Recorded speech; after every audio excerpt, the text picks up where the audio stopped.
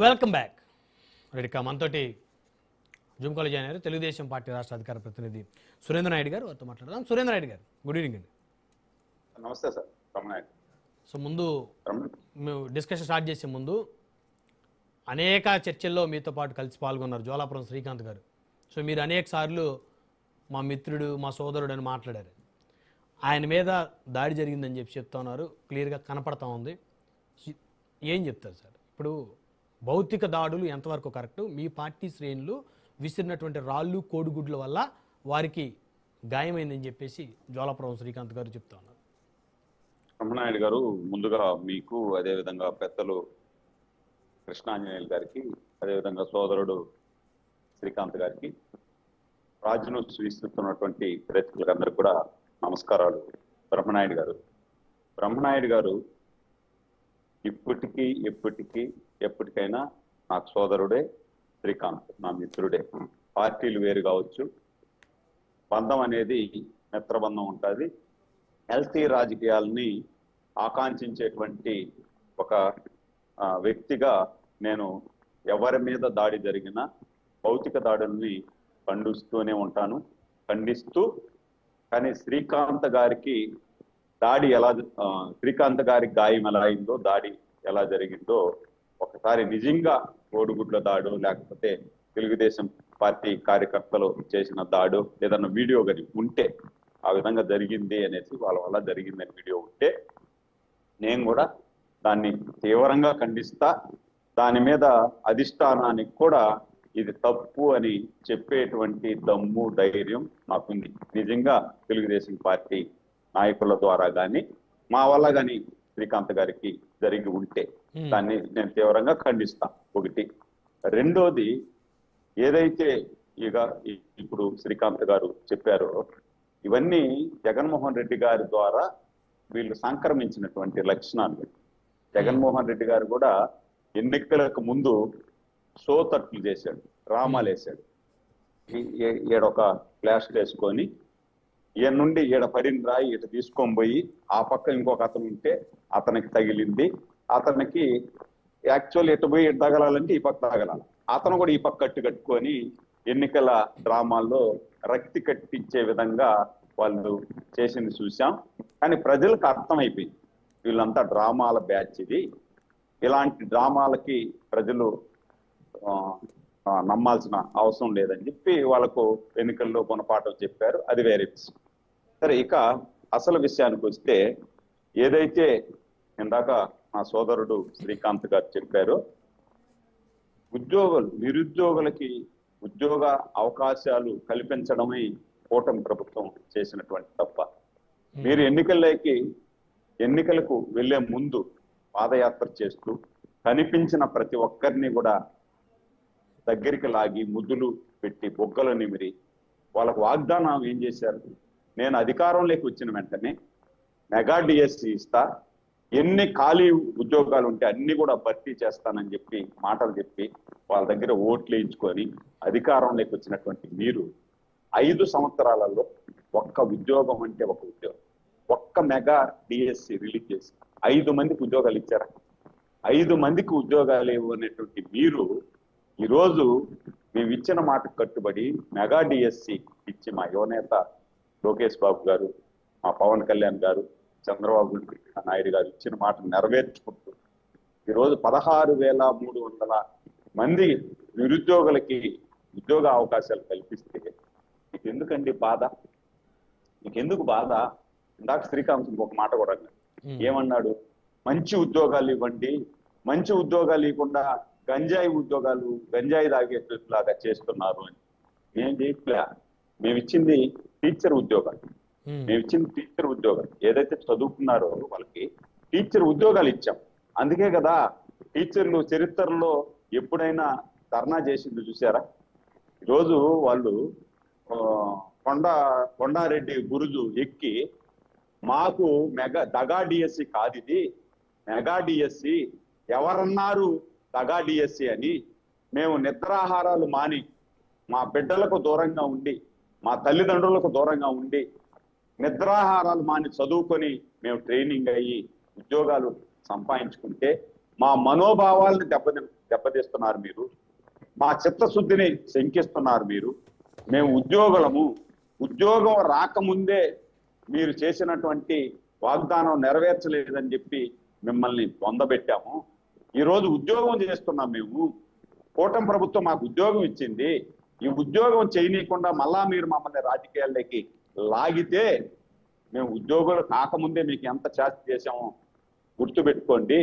ఈరోజు గురువులు పాఠాలు నేర్పేటువంటి గురువులుగా మేము ఉన్నటువంటి సందర్భంలో మీకు నెక్స్ట్ ఎలక్షన్ లో ఏ విధంగా గుణపాఠం నేర్పించాలో కూడా మేము తెలిసినటువంటి గురువులం మేము అని కూడా గురువులు చెప్పారు ఒకటి.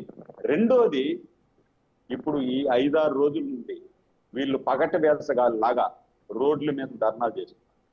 ఎవరు ధర్నాలు చేయాలి సార్ పంపనాయుడు గారు? ఇప్పుడు మీకు అన్యాయం జరిగితే మీరు ధర్నా చేయాలా, మీకు నేను సంఘీభావం తెలపాలా? అంటే అన్యాయం జరిగిన వాళ్ళ పక్షాన ప్రతిపక్ష పార్టీగా బాధ్యత వహిస్తూ వారు ధర్నాలు నిరసనలు చేస్తారు అనేది వారి లైన్. అదే బ్రహ్మారెడ్డి గారు ఆయన ఆధారాలు అడిగాడు, ఒక్కసారి చూడమనండి. బ్రహ్మారెడ్డి గారు ఆధారం అడిగాడు, ఒక్కసారి ఒక్క నిమిషం చూపిద్దాం, ఒక్క నిమిషం చూద్దాం, చర్చిద్దాం దాని మీద కూడా చర్చ. పెద్ద కట్టన 3 కుట్లు పడినాయి. ఒక్క నిమిషం దాన్ని నేను తీవ్రంగా ఖండిస్తున్నాను నిజంగా జరిగితే అని చెప్పా. ఫోటో మీరు లైవ్ లో కూర్చున్న మీరు ధర్నాలో కూర్చున్న ఫోటోనా శ్రీకాంత్ గారు? కూర్చున్నప్పుడు ఫోటో. అదే అందుకనే చూపించా, ఆధారం అడిగాడు కాబట్టి అలా చూపించా. ఓకే, జరిగి ఉంటే నేను దాన్ని చింతిస్తున్నా, దాడిని కూడా ఖండిస్తున్నా అని చెప్పిన, అది క్లోజ్. ఇప్పుడు రెండోది వచ్చి, ఇప్పుడు నేను అడిగేది కూడా అదే, మీరు సంఘీభావం ఎవరికి తెలపాలా? బాధ్యుడు ఎవరైతే బాధ్యుడు ఉన్నాడో ఆ బాధ్యుడు రావాలి కదా. నాకు ఉద్యోగం రాలేదురా నాయన, నాకు ఫస్ట్ ర్యాంక్ వచ్చింది, లేదు నేను చదువుకున్నా, నాకు అన్యాయం జరిగింది అని నేను రోడ్డు మీద కూర్చో ఉంటే బ్రహ్మనాయుడు గారు, పెద్దలు కృష్ణాంజనేయులు గారు, నా సోదరుడు శ్రీకాంత్ వచ్చి నాకు సపోర్ట్ చేయాలా? నేనే కూర్చోకుండా ఉంటే నాకు అన్యాయం జరిగిందని నేను రోడ్డు మీదకే రాలేదే. రానప్పుడు మీరు ఎందుకు పగటి వేసగాల్లాగా వేషాలు వేస్తున్నారు అని అడుగుతున్నా నేను. ఎవరైనా నిరుద్యోగి వచ్చాడా? నాకు అన్యాయం జరిగిందని రోడ్డు మీద వచ్చి మాట్లాడారా? ఇక్కడ మాట్లాడుతున్నారు మాకు న్యాయం జరిగింది, ఇది మెగా డిఎస్సి, తగా డిఎస్సి కాదు అని చెప్పి ఉద్యోగం చేసేటువంటి ఉద్యోగం వచ్చిన లబ్ధిదారులు ధర్నా చేస్తున్నారు. మరి మాకు అన్యాయం జరిగిందని వాళ్ళు ధర్నా చేయాలి కదా, వాళ్ళ పక్క కదా మీరు నిలబడుకొని మాట్లాడాలా? అది ఎక్కడ కనిపించింది? కనపడలేదు కదా.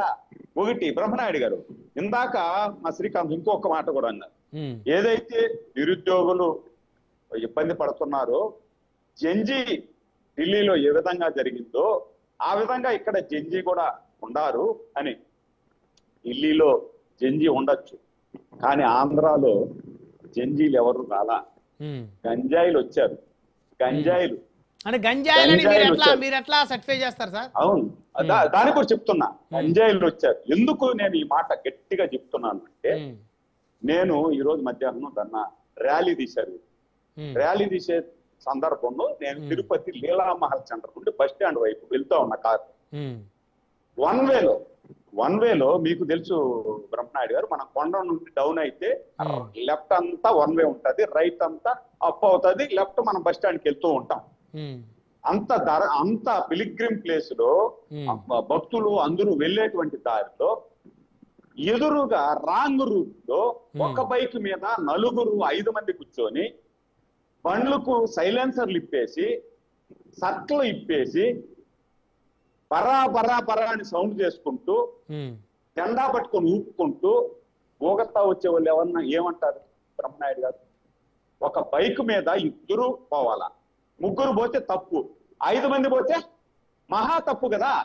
5 మంది పోతే సట్లు ఇప్పేసి జెండాలు ఊపుతూ ఊగిపోతూ వెళ్తా ఉంటే వాళ్ళని ఏమంటారు సార్? జంజీ అంటారా, గంజాయి అంటారా? అదే కదా జరిగింది. ఇక్కడ జంజీ లేదు సార్, గంజాయి ఉంది. మేము ఉద్యోగాలు ఇచ్చాం, మీరేమంటున్నారు? మీరు ఆ ఉద్యోగాలు వద్దు, వాళ్ళు ఉద్యోగాలు చేసుకుంటే బాగుపడిపోతారు, ఉద్యోగాలు లేకుండా గంజాయి మత్తులు తూగేటట్టుగా తయారు చేయండి అంటారా మీరు? సరే, ఒకవేళ మీరు చెప్పినట్టే ఏదైనా అన్యాయం జరిగింది అనుకుందాం. బ్రహ్మనాయుడు గారు నాకు 54 సంవత్సరాలు, నా సర్వీసులో ఏదైనా ఒక ప్రభుత్వంలో అన్యాయం జరిగింది అంటే ఒక మంత్రో లేదు ఎమ్మెల్యేనో ఎవరు వచ్చి సర్దుబాటు చేస్తారు, ప్రెస్ మీట్ పెట్టి చెప్తారు. కానీ కని విని ఎరుగినటువంటి విధంగా ఆ అధికారులు ఐఏఎస్ ఆఫీసర్లు మీరు చేసిన ప్రతి ఆరోపణకి రుజువులతో సహా ఈ విధంగా మేము ఉద్యోగాలు ఇచ్చాం, ఇది పేపర్, మేము ఇచ్చిన ఉద్యోగాలకు రుజువులు ఇవ్వి అని లైవ్ లో చూపించి వాళ్ళు మీరు ప్రతి ఆరోపణకి సమాధానం చెప్పారు. మీ దగ్గర ప్రశ్న ఎక్కడుంది? ఆరోపణ నిరూపించేదానికి ఎక్కడుంది? సరే అది కాదనుకుందాం, మీరు రోడ్డు మీద కాదు ధర్నా చేయాల్సి. పులివెందుల ఎమ్మెల్యేగా జగన్మోహన్ రెడ్డి గారు ఉన్నారా? ఆయనతో పాటు ఇంకొక 10 మంది ఎమ్మెల్యేలు ఉన్నారా? రాండి, రేపు 17వ తేదీ అసెంబ్లీకి రాండి. మీ దగ్గర ఏమేమి ఆధారాలు ఉన్నాయో ఈ ఆధారాలన్నీ ఎత్తుకొని కూర్చొని ఈ విధంగా మీరు అన్యాయం చేశారు, ఫస్ట్ ర్యాంక్ వచ్చినోడికి ఉద్యోగం ఇవ్వలేదు, అన్యాయం చేసి స్పోర్ట్స్ కోటాలో అన్యాయం జరిగింది అని చెప్పి మీ దగ్గర ఉండే ఆధారాలతో మీరు అసెంబ్లీలో మాట్లాడండి. రికార్డ్ అవుతుంది కదా, అసెంబ్లీలో మాట్లాడితే రికార్డ్ అవుతుంది, రోడ్డు మీద మాట్లాడితే ఏమవుతుంది? ఉపయోగం లేదు కదా. అంటే నేను ఏమంటానంటే మీతో పాటు ఈ రాష్ట్రంలో కాంగ్రెస్ పార్టీ ఉంది, సిపిఎం ఉంది, సిపిఐ ఉంది, ప్రజా సంఘాలు ఉన్నాయి, పెద్దల కృష్ణాంజనేయులు లాంటి మేధావులు ఉన్నారు. వీళ్ళందరూ రాలేదు, మీతో కలిసి రాలేదు. ఎందుకు రాలేదు సార్? కాంగ్రెస్ ఎంపీ, మాజీ మంత్రి, కేంద్ర మాజీ మంత్రి ప్రెస్ మీట్ పెట్టి నిన్న చెప్పాడు, వేలూరులో వైజాగ్లో ప్రెస్ మీట్ పెట్టి, చింతామోహన్ జగన్మోహన్ రెడ్డి మీరు తప్పు చేస్తున్నారు, ఎక్కడా అన్యాయం జరగలేదు, ఎక్కడా ఏమి జరగలేదు, పారదర్శకంగా ఇచ్చారు వాళ్ళు ఉద్యోగాలు, మీరు తప్పుడు మాటలు మాట్లాడుతున్నారు, అది మాట్లాడొద్దండి, ఏవైనా ఉంటే ఇంకా చాలా కొన్ని లోపాలు ఉన్నాయి, ఆ లోపాల మీద మీరు మాట్లాడండి, దీంట్లో మీరు మాట్లాడి మీరే స్వయంగా పప్పులో కాలేస్తున్నారు అని చెప్పి ఆయన అన్నాడు. మరి దానికి మరి సిపిఐ రాలేదు, సిపిఎం రాలేదు, ప్రజా సంఘాలు ఊరు రాలేదు, అన్యాయం జరుగుంటే రావాలి కదా వాళ్ళు, నిజంగా ఏదన్నా జరుగుంటే ఎందుకు రాలేదు? సరే ఓళ్ళు రాలేదు, కనీసం ఎవరు అన్యాయం జరిగింది, నాకు అన్యాయం జరిగిందని ఒక వ్యక్తి రోడ్డు మీదకి రాలేదే మీతో పాటు, ఎందుకు రాలేదు అంటే దాన్ని బట్టి అర్థం అయిపోతుంది కదా. ఇక్కడ జంజీలు లేరు, గంజాయిలే ఉన్నారు అని, అందుకే నేను గట్టిగా జంజీలు లేరండి, గంజాయిలు ఉన్నారు అని. వీళ్ళు ఉద్యోగస్తుల కోసం కాదు సార్ పోరాటం, బ్రహ్మనాయుడు గారు వీళ్ళ ఉద్యోగాల కోసం పోరాటం చేస్తున్నారు సార్. వీళ్ళకి ఉద్యోగాలు ప్రజలు తీసేశారు సార్, వీళ్ళకి ఉద్యోగాలు పెరికేశారు ప్రజలు అందరూ కలిసి. వీళ్ళు మళ్ళా మాకు ఉద్యోగాలు కావాలి, మాకు కావాలి ఉద్యోగాలు అని చెప్పి వీళ్ళ ఉద్యోగాల కోసం, వైసీపీ నాయకులు కార్యకర్తల ఉద్యోగాల కోసం మాత్రమే ఈ ఆరాటం పోరాటం చేస్తున్నారు. మా ఆరాటం, మా పోరాటం ఏంది? మేము ఏదైతే ఇచ్చిన హామీలను నెరవేర్చుకుంటూ మెగేట్ డిఎస్సి కంప్లీట్ చేస్తూ దేశాల్లో వీధులు బెగ్గింగ్ చేస్తున్నాం సార్ మేము, బ్రహ్మనాయుడు గారు. మేము విదేశాలలో పోయి అడుక్కొని ఉద్యోగాలు కల్పించాలి నా రాష్ట్రంలో, పెట్టుబడులు పెట్టండి ప్రభు, పెట్టండి ప్రభు అని మేము అడుక్కొచ్చుకొని బెగ్గింగ్ చేసి ఈ రాష్ట్రానికి పెట్టుబడులు తీసుకొచ్చి ఉద్యోగ అవకాశాలు కల్పించేదానికి చెప్పండి. బ్రహ్మనాయుడు గారు ఒక్క నిమిషం. నిజంగా విద్యార్థులను గాని డిఎస్సి అభ్యర్థులను గాని అన్న అవమానపరిచే విధంగా మాట్లాడి రాష్ట్రంలో గంజాయి మేము విచ్చలవిడిగా అమ్ముతున్నాము అని తెలియజేశాడు. ధన్యవాదాలన్నా. ఎందుకంటే గంజాయి మీరు అమ్ముతా అంటేనే కదా ఒకవేళ తాగడానికి. విద్యార్థులని గాని డిఎస్సి అభ్యర్థులను గాని ఎంతగా అవమానించాము నాయుడన్నా మీరు? ఎంత మాత్రం సబబు మీకు అవమానించి గంజాయి ప్యాక్ కింద లెక్కేస్తారా? మీరు అవమానపరిచిన వాళ్ళను, మీరు అన్యాయం చేసిన వాళ్ళను అక్రమంగా మాట్లాడితే గంజాయి కింద ఇస్తారా మీరు? ఎంత అవమానం అన్నది మీరు చేసేది, చాలా పొరపాటు. మళ్ళీ అడుగుతున్నా నా సోదరుని, మీతో పాటు ఎవరైతే డిఎస్సిలో ఎగ్జామ్ రాసి నాకు అన్యాయం జరిగింది అని చెప్పి ఎవరైనా రోడ్డు మీద ఉండే వాళ్ళని చూపించండి సార్. నేను చూపిస్తాను సార్. మాకంతా మెగా డిఎస్సి జరిగింది, దగా డిఎస్సి కాదు అని చెప్పి అందరూ రోడ్డు మీదకి వచ్చారు. మీ దగ్గర ఎవరున్నారు సార్? మీతో ఎవరున్నారు సార్? వాళ్ళ తల్లిదండ్రులు కూడా రోడ్డు మీద వచ్చి చెప్తున్నారు, మా బిడ్డలకు ఉద్యోగ అవకాశాలు కల్పించారు మహాప్రభు, మీరు ఈ విధంగా చేయొద్దండి, ఇంకేదన్నా ఆరోపణలు చేయాలంటే ప్రభుత్వంలో వేరే లోపాలు ఉంటే దాని మీద ఆరోపణలు చేయండి, లేదంటే సంక్షేమం చేయలేదని చేయండి, అభివృద్ధి చేయలేదని చేయండి, ఉద్యోగాలు ఇచ్చారు ప్రభు మా బిడ్డలకి, మా బిడ్డల్ని నాశనం చేయొద్దండి, మా బిడ్డల జీవితాలని అని చెప్పి రోడ్డు మీద ఒక మైక్ పెట్టుకొని ఒక తండ్రి రోడ్డు మీద మాట్లాడుతున్నారు సార్, దానికి సమాధానం చెప్పండి సార్. ఓకే, సురేంద్ర నాయుడు గారు వన్ బై వన్ మాట్లాడదాం. మనతోటి సీనియర్ జర్నలిస్ట్ పొలిటికల్ అనలిస్ట్ కృష్ణాలి గారు ఉన్నారు, మాట్లాడదాం. కృష్ణాలి గారు, గుడ్ ఈవినింగ్.